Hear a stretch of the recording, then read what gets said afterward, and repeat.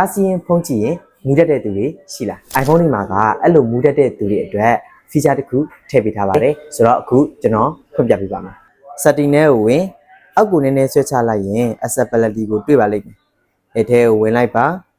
motion ထဲကိုဝင်မယ် vehicle motion cues ကိုတွေ့ရင်ချက်ဝင်မယ်